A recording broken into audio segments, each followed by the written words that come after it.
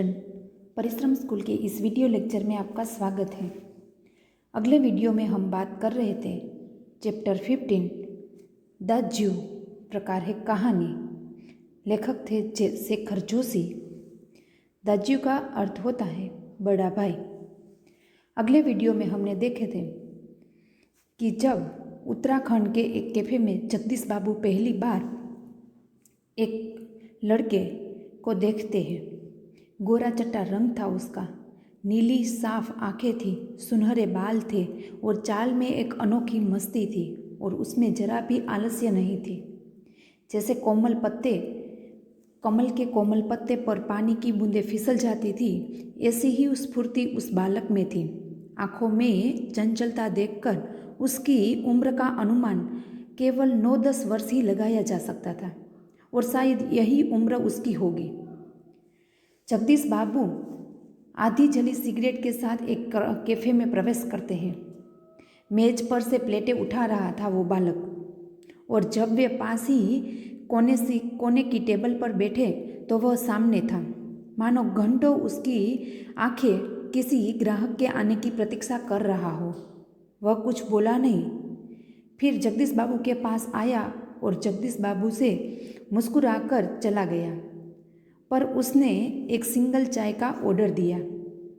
Order पाने पर मुस्कुराकर वह फिर चला गया और पलक झपकते ही चाय हाजिर कर दी। मनुष्य की भावनाएं बड़ी विचित्र होती हैं।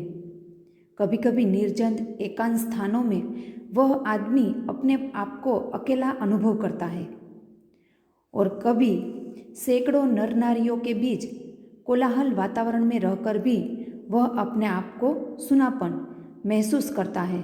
सुनेपन की महसूस होने की अनुभूति होती है। जगदीश बाबू दूर देश से आए थे, अकेले थे। चौक की चहल पहल और कैफे के शोरगुल में उन्हें सब कुछ अनजान ही लगता था। शायद कुछ दिन रहकर वह उसकी आदत उस कैफे की और सारे वातावरण की हो जाएगी। पर आज तो लगता है कि मुझे ही यहाँ पर अपनेपन का अनुभव करना है। और तब उसे अपने गांव की, पड़ोसियों की, स्कूल कॉलेज के छोकरे की और अपने निकट के शहर में बसे कैफ़े और होटल की याद आती है। यहाँ तक हमने अगले वीडियो में देखा था। अब हम देखेंगे आगे।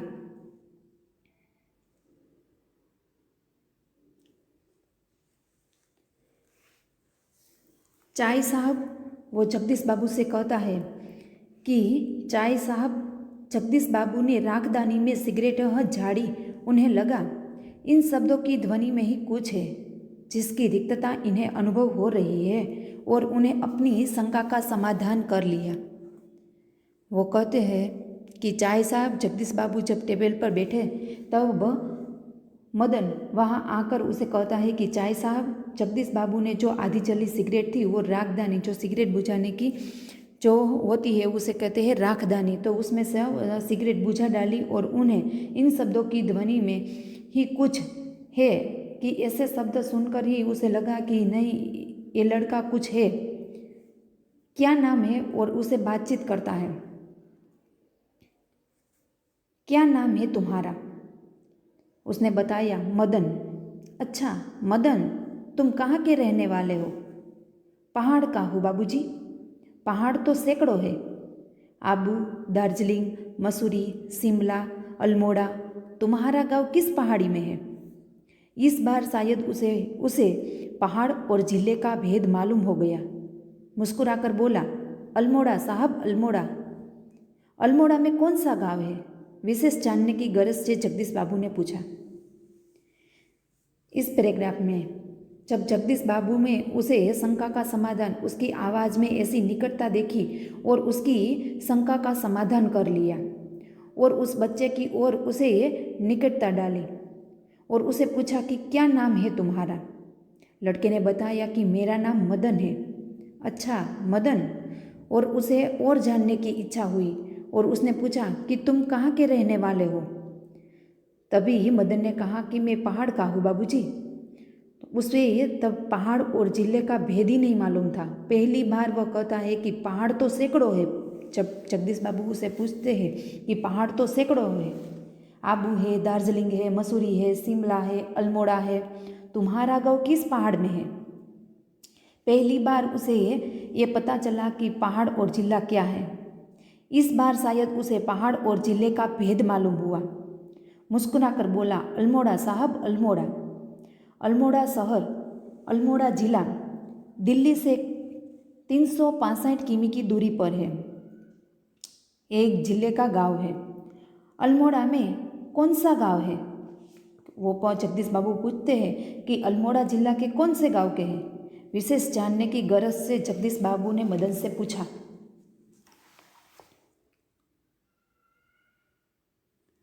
इस प्रश्न के ने संकोच में डाल दिया।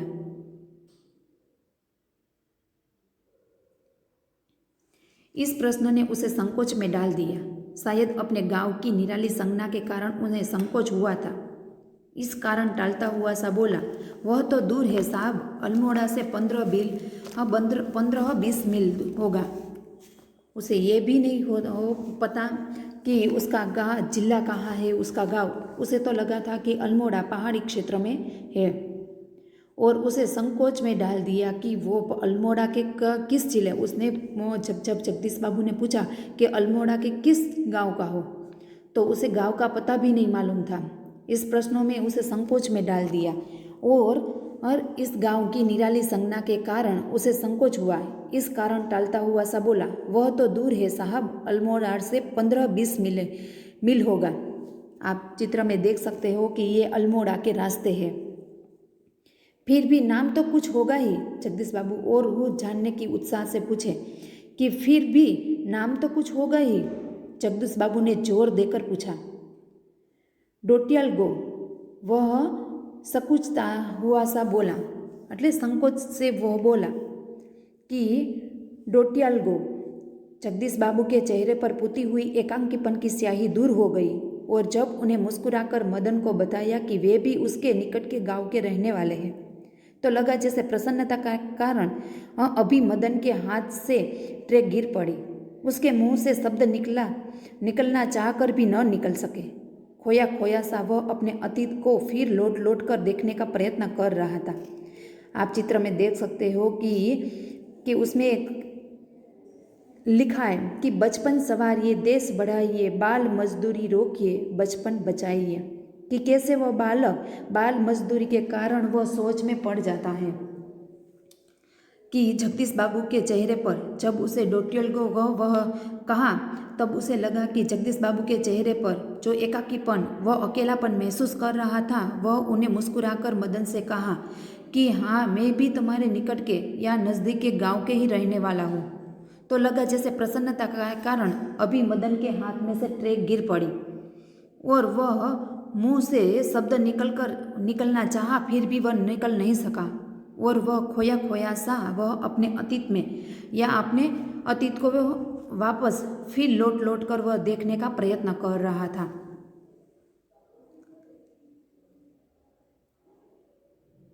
अतीत गांव, ऊंची पहाड़ियाँ, नदी इर्जा, बाबा दादी, भूली दाजू। मदन को जगदीश बाबू के रूप में किसकी छाया निकट जान पड़ी। इर्जा, नहीं बाबा, नहीं दीदी, नहीं भूली, दाजू, हाँ दाजू। वह ऐसे अतीत में ही पड़ गया कि उसे कुछ भी याद नहीं कि कौन नदी। इर्जा यानी कि माँ, पहाड़ी क्षेत्रों में इर्जा यानी कि माँ को इर्जा शब्द कहते हैं। तो कि मदन जगदीश बाबू के रूप में किसकी छाया निकट जान पड़ी। तो कि जब उसने कहा कि वह उसके पहाड़ी गांव के रहने वाले हैं, तो मदन को जगदीश बाबू के रूप में किसकी छाया पड़ी। तो कि इर्जा की, तो कि नहीं, इर्जा यानी कि माँ की, तो कि नहीं, माँ की भी नहीं, बाबा की भी नहीं, दीदी की भी नहीं, भूली की भी नहीं, और दाजू यानी कि बड़े भाई। उत्तराखंड में बड़े भाई को बहुत महत्व दिया जाता है, इसीलिए उसने कहा कि हाँ दाजू। बाल मजदूर यानी कि बाल श्रम, हर साल 12 जून को बाल श्रमिक विरोधी दिन मनाया जाता है। दुनिया में आज भी लगभग 15.2 करोड़ लोग बाल मजदूर हैं और भारत में 2011 की बस्ती गणतरी के बाद देश में 1 करोड़ से ज़्यादा बाल मजदूर है। 2-4 ही दिनों में मदन और जगदीश बाबू के बीच की अजनबीपन की खाई दूर हो गई। टेबल पर बैठते ही मदन का स्वर सुनाई देता, दाजू जय हिंद। दाजू आज तो ठंड बहुत है। दाजू क्या यहाँ भी हिम पड़ेगा? दाजू अपने तो कल बहुत थोड़ा कम खाया।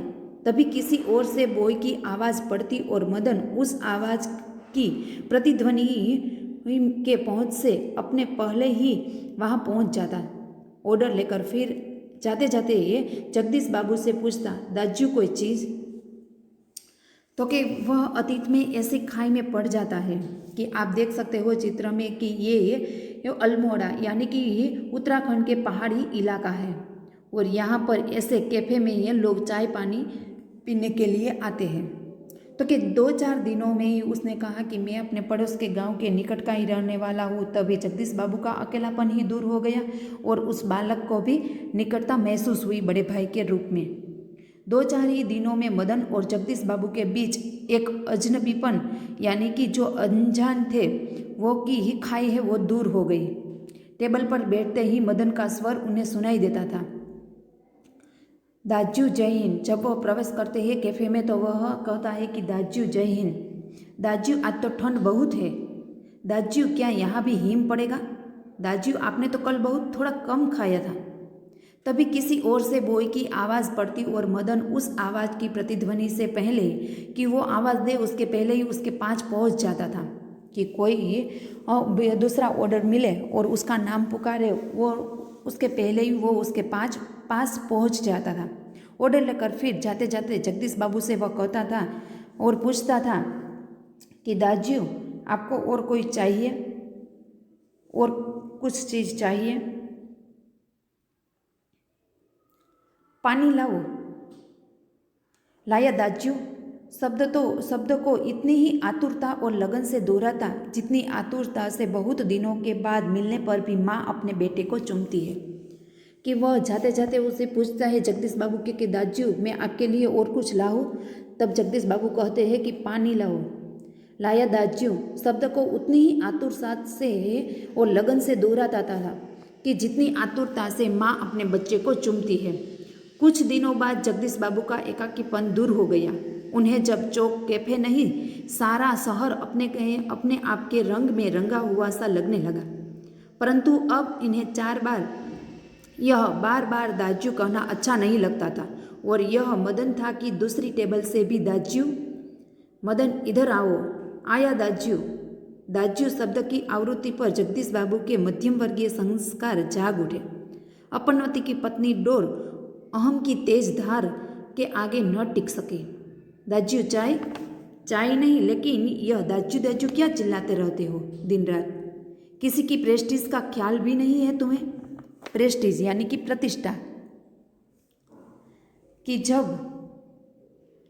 जगदीश बाबू कुछ दिनों के बाद जगदीश बाबू और मदन के बीच ऐसी अपनेपन की ही एक अनुभूति होती है कि जगदीश बाबू का अपना अकेलापन होता है वो दूर हो जाता है।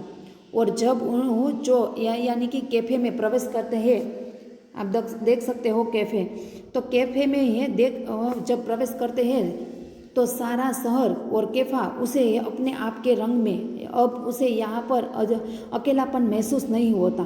परंतु अब उन्हें यह बार बार दाजू कहना अच्छा नहीं लगता था।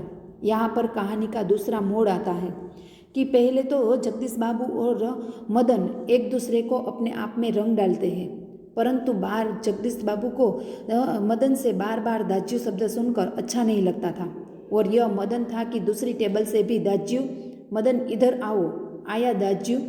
दाजू शब्द की आवृत्ति पर जगदीश बाबू के मध्यम वर्गीय संस्कार जाग उठे। अपनवती की पत्नी डोर अहम की तेज धार के आगे टिक न सकती। कि जो अपनेपन की डोर थी वो अहम की तेज धार के आगे टिक न सकी। दाजू चाय? चाय नहीं, लेकिन यह दाजू दाजू क्या चिल्लाते रहते हो दिन रात? किसी की प्रेस्टीज का भी ख्याल नहीं है तुम्हें? कि ये बार बार तुम मुझे दाजू दाजू क्या चिल्लाते रहते हो? क्यों मेरी प्रतिष्ठा का भी तुम्हें ख्याल नहीं है? अगली कहानी का भाग हम अगले वीडियो में देखेंगे। Thank you.